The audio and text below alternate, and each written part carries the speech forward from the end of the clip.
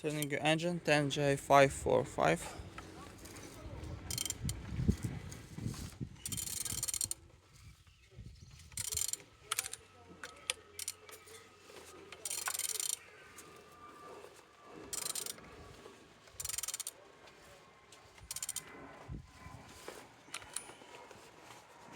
Turning good.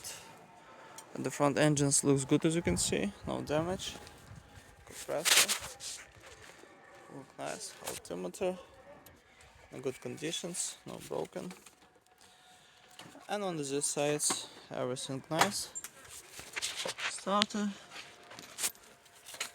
no damage. Gearbox looking good, as you can see. Look as well on these sides. Engine's turbo, no damage. On the top, everything nice. On the bottom, no cracks, no leaks. And turning your engine 10J545.